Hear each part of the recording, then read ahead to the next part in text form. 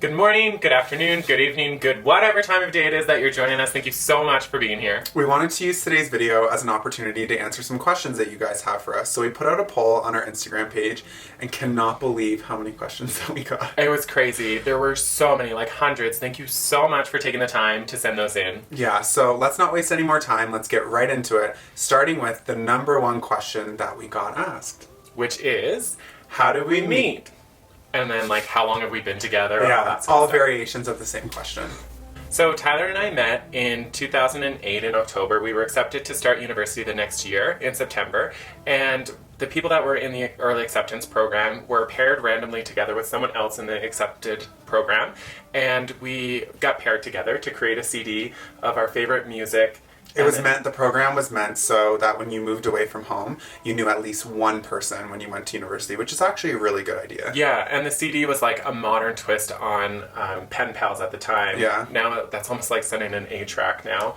But so yeah, we got paired in October. We just started messaging over Facebook, and then eventually we moved to texting because we had grown up in different provinces, so we weren't actually meeting in person until September. Yeah, we had chatted for like 9 months before we actually physically met in person. Yeah. But it was nice because when I moved away from home, the university that we went to was really close to where Todd's parents live.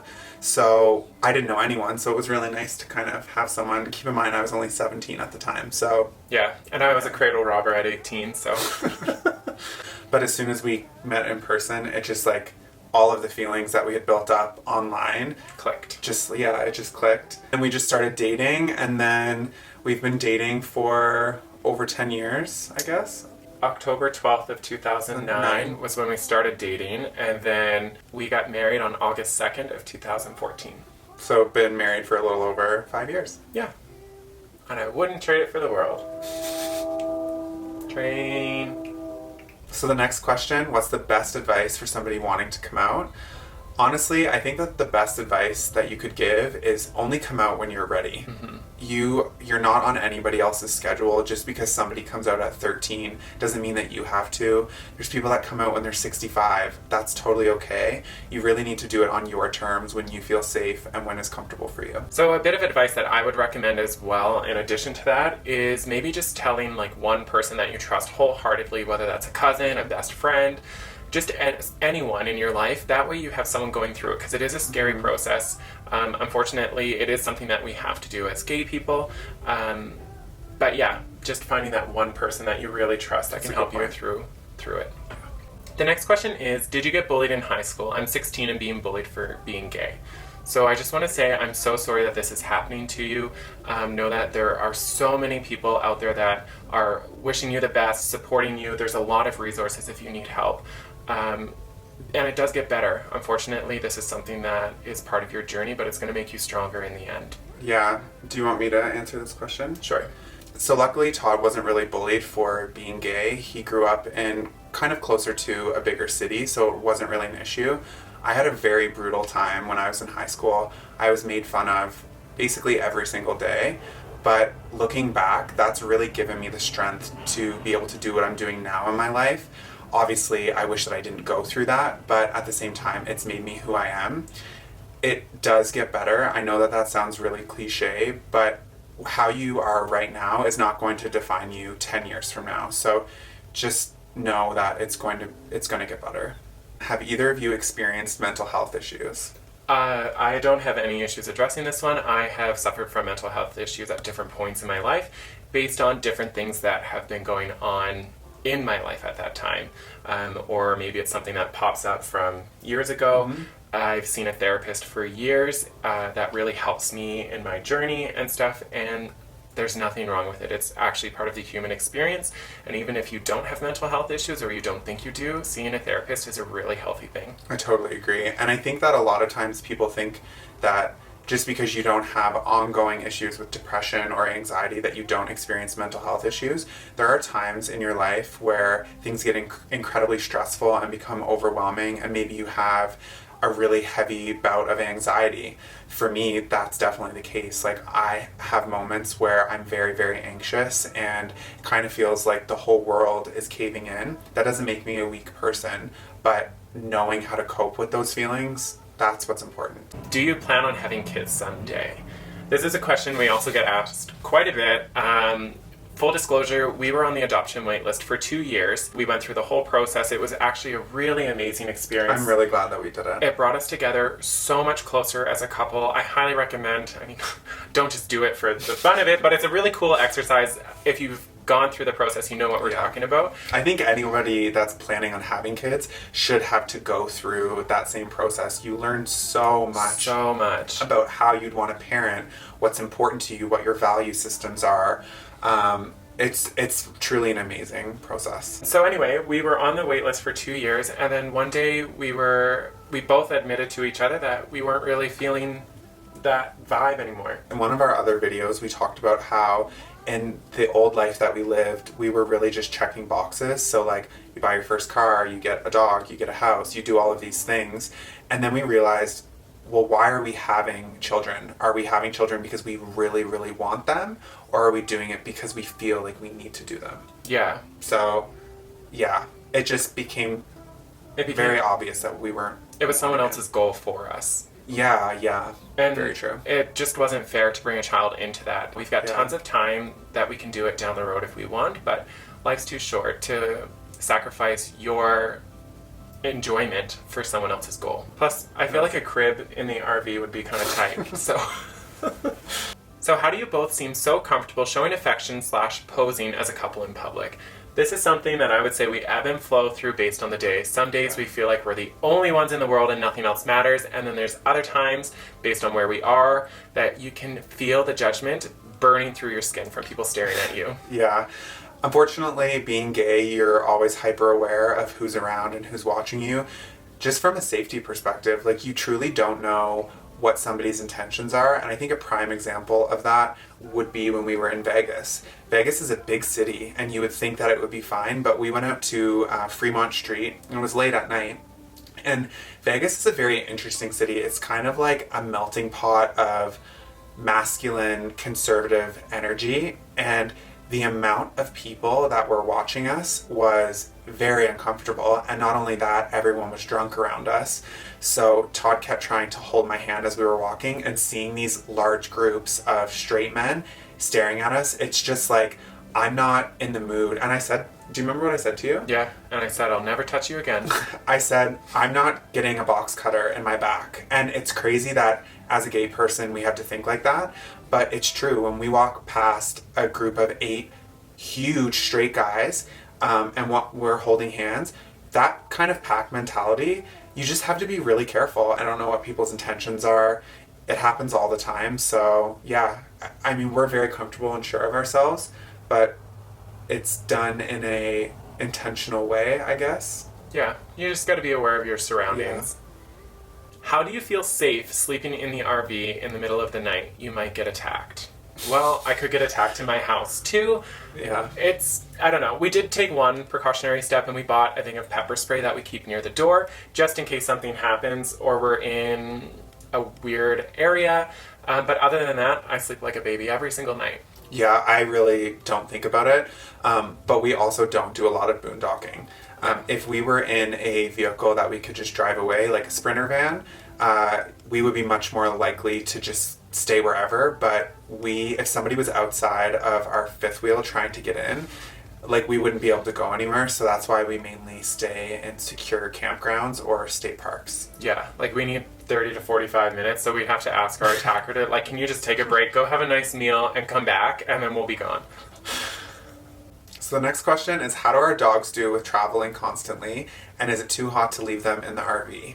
Our dogs love this new lifestyle. They get to go in the truck every single day. They get to go for drives and walks. Those are like their favorite things. And way more than we could do when we were in Edmonton, because we were burning the candle at both ends when we were there. And also, in terms of it being too hot for the dogs, we were very intentional with the places that we're traveling to. We don't want to go somewhere with the RV that it's going to be like 100 degrees constantly. Palm Springs was probably the warmest place that we went to, and it was totally fine. The RV has these max air vents that pull out all of the hot air and put it outside. It stays very, very cool in here. Yeah, there's actually been times where it's like cooler inside than it is outside. So yeah, that's never been a concern. Next question. We just bought our first RV. What's one piece of advice you would give? That's so awesome. Congratulations. Yeah. I think one piece of advice that I would give is to just be like patient with yourself. You're going to be learning so much about how the RV works. You're never going to be able to figure out everything right away. So, And it's way different than a house. way different. And things will break, and that's okay. Just be patient. You're going to figure it out. Especially if you're living in it full time, you're really going to get to know it like the back of your hand. So just take your time. Yeah. And another piece I would give is do put money away for repairs, because if you are traveling full time, things are going to break. There, like a lot of miles on this means a lot of shaking, a lot of rattling. Yeah. Things fall apart. And the parts for them are more expensive. So if you need a fridge, it's a lot more expensive than just going to Home Depot and buying a fridge for your house. Totally. What made you guys decide to go vegan, and do you find it difficult on the road? We were both vegetarian before. Todd went vegetarian for animal reasons, like animal rights and all of that kind of stuff. And I did it more so for health and the benefits that come along with it. And you watched me lose a bunch of weight when I first switched. And he was like, I'm getting on that train. Yeah, that's true. But yeah, we decided to just go vegan because we were basically vegan as it was. The only thing that we really cut out was cheese. Like, we hadn't drank milk in years.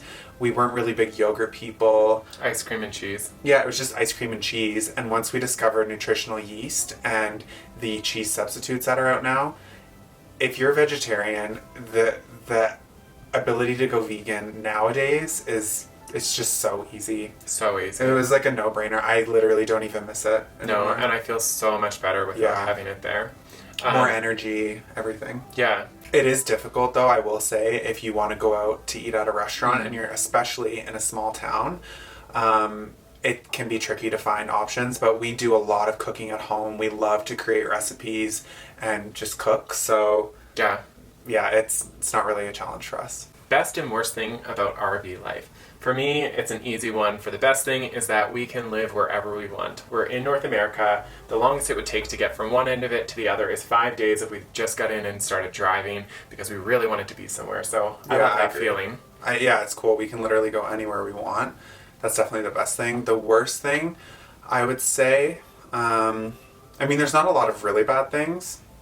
Maybe like the setup is kind of annoying. Like when we have to move, that's just because we're in a fifth wheel, so there's just more involved with setting it up. But the benefit is you get higher ceilings and more livable space. And we've renovated it in a way that it's more of a home, so every time we move, there's stuff to take down. But as we've been traveling more, we are cutting back the things that need moved on a moving day. So if we had to pick one, that would be the worst thing, but it's not that bad. Yeah. Which one of you first came up with the idea to quit your jobs and live in an RV? I'm responsible for that. Yeah. So we both always wanted to be self-employed, and that's why we had always been working towards our business. The living in an RV came out of left field for me. Yeah, Todd was not down with it at all, but I had gotten really addicted to binge watching tiny house shows, van life, kind of all of that stuff online. And then once I showed Todd some of those videos, he kind of like got the spark, I guess, and saw that it was possible. Feasible. How do Charlie and Eddie like living tiny, and what challenges did you have with them? Zero challenges. Yeah, zero challenges. The only thing is sometimes they both will sprawl out on the floor in the kitchen, and it's a small kitchen when we're cooking, so we're like stepping on them. But other than that, it's been amazing. They love it. How did you go about choosing your trailer? What mattered to you? That's a really good question. We spent a long time figuring out exactly what we wanted. We went to so many different RV places to like look at them again. We had it down. At one point we had it to a list of 4, and then overnight that jumped to 8.